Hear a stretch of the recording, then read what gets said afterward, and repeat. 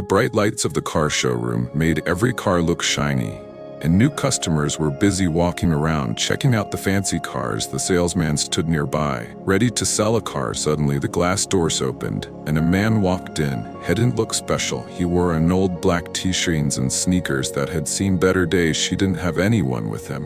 The man walked to the reception. A stately-looking woman named Sophie. "Hello, I want buy a car today," he said. Sophie gave him a polite smile. "Sure, please wait, and someone will help you soon." But before she could call anyone, a salesman named Tim walked over. Tim had been listening and already thought the man was strange. "Buy a car," Tim asked, grinning. "You want one of these cars? Are you sure you're not lost?" The man didn't look upset. They just smiled and said, "Yes, I'd like to pay in cash." Tim laughed loudly, catching the attention of other salesmen. "Cash for one of our cars? You gotta be joking." The man stood there quietly, but his calm look made it clear he wasn't joking. Tim crossed his arms, looking at the man from head to toe. "Right, Mr. Wallet, which car do you want to buy?" The man pointed to the shiny current room, a bright red sports car sitting in the middle of the showroom. "That one," said. Tim's eyes widened, and then he burst out laughing. "That's the Star Speedster 5000. That car costs $250,000. Are you sure you can even afford a white version of it?" The other salesman heard this and joined in the laughter. "This guy thinks she's in a movie." One joke. The man stayed calm and said again, "I'll take it. I said I'll pay in cash." Tim shook his head and rolled his eyes. "All right, let's see your cash, my friend. I hope your wallet is the size of a suitcase." Tim slowly took out his wallet. Inside was a single credit card and a folded piece of paper. "Seriously, that's it?" Tim said, laughing even louder. "You must be joking. Go to a toy store if you want to play games." The man quietly put his wallet back in his pocket.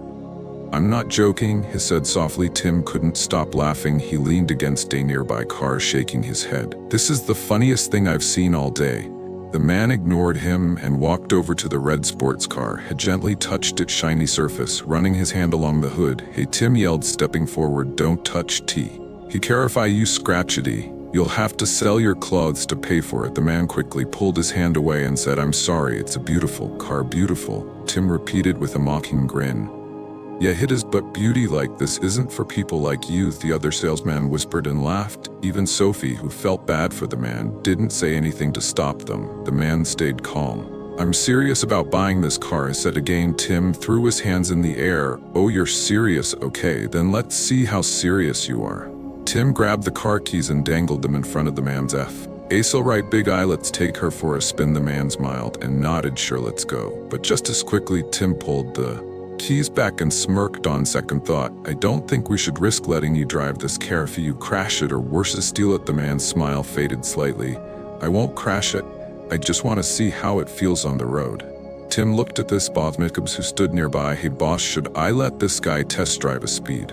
Mr. Jacobs shook his head. "If anything happens, it's on you." Tim turned back to the man. "Sorry, notes drive for you today. Rules are rules." The man didn't argue. He simply nodded. "All right, I understand." The man walked around the showroom looking at other cars. He paused now and then to admire the designs as she moved. The salesman continued to mock him. "Look at them acting like he's a car expert."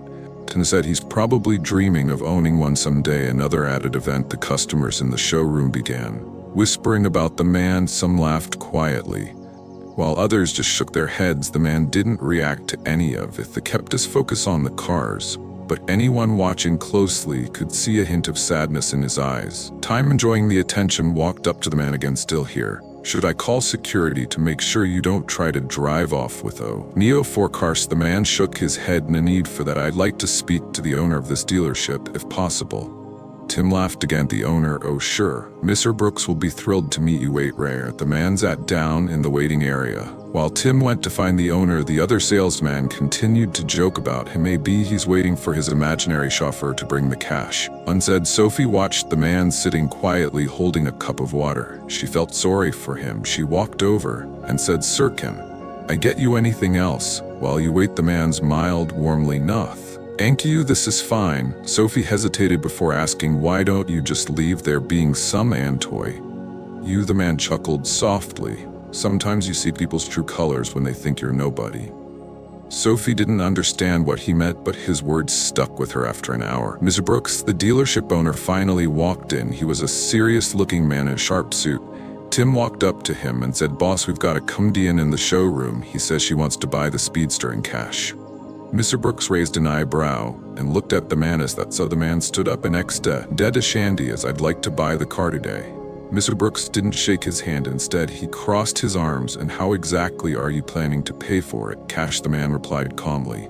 Tim's nodded. "Let's see that cash then, buddy." The man pulled a folded piece of paper from his pocket and handed it to Mr. Brooks. Brooks opened the paper and stared at it for a moment. His face went pale. "What's that?" Tim asked, trying to peek. Mr. Brooks looked up at the man, his hands shaking. "Is this real?" The man nodded. "Yes, it is." Tim grabbed the paper and looked at it. His eyes nearly popped out of his head. This is a bank statement with billions of dollars." The room fell silent. Mr. Brooks handed the paper back to the man. His voice was shaky. "Sir, I didn't realize. May I ask your name?" "Elon Musk," the man said with a kind smile. Tim's jaw dropped. "Elon Musk, the billionaire?" The man nodded. "That's right." Suddenly the room turned into chaos. Sales man scrambled to apologize. Customers stared in disbelief. Tim's face turned bright red. "Mr. Musk, I didn't mean to." Elon held up his hand. "No need to apologize. You've already shown me everything I needed to see." Tim looked confused. "What you mean?" Elon's gaze was calm but sharp. "It's not about how much money someone has, it's about how you treat people, no matter who they are." Everyone in the showroom stood frozen, too stunned to speak. The once lively showroom was now silent. Eyes were on Elon Musk. Tim's confidence vanished like smoke. His smirk turned into a nervous twitch and his laughter disappeared. Elon calmly looked around. "So is this how you treat every customer who walks in?"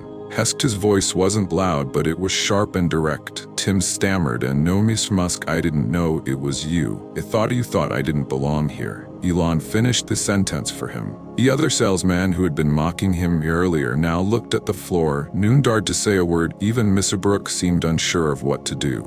Elon walked back to the red car and touched it again. "Steady, it's a beautiful car," he said softly, as if he hadn't just exposed everyone's judgmental behavior. Tim stepped forward nervously. "Please, Mr. Musk, let me make it up to you. I'll personally handle the sale." Elon turned to him, his eyes calm but piercing. "Are you sure you can handle it? Tim, or will you laugh at me again?" Tim froze, unsure of what to say.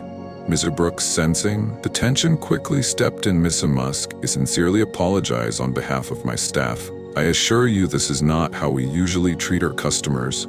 Elon looked at him, his face unreadable. "I appreciate your apology, but actions speak louder than words," he said. The other customers, who had been silently watching now, whispered among themselves. Some felt bad for how Elon was treated, while others couldn't believe they were in the presence of such a famous man.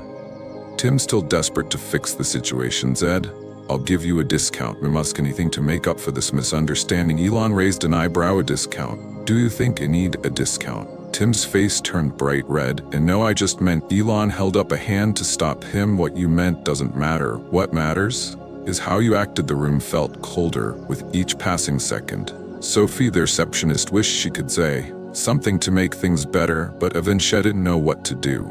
Elon walked to the waiting area and then sat down. "I'll wait," he said simply as Elon's at the dealership buzzed with quiet whispers. Customers sneaked glances at him, trying to figure out what would happen next. Some even pulled out their phones to search for his name. "That's really Elon Musk," and whispered to his wife. "Why would a billionaire come here alone?" Another asked. Tim leaned against a counter, sweating. His earlier confidence was gone, replaced by fear. He kept looking at Elon, hoping for a chance to apologize again, but Elon didn't even glance at him. While Mr. Brooks called an emergency meeting with the sales team in the back office. "Do you all understand what just happened?" asked, his voice low and tense. The team nodded silently. "We made the biggest mistake of our careers," Ms. Brooks said, "and now we have to fix it." But how? Noon had an answer. The tension in the room was so thick you could almost feel it back in the showroom. Elon sat calmly, sipping water from a small paper cup. His relaxed posture only made everyone else more nervous. After waiting for what felt like hope, Elon stood up. Everyone in the showroom watched him nervously. "I'd like to speak to Tim again," Elon said. Tim's heart sank slowly. He walked over his legs, feeling like jelly. "Why, yes, Mr. Musk," he said, his voice barely above a whisper. Elon looked him straight in the eyes. "Tim, do you enjoy your job?"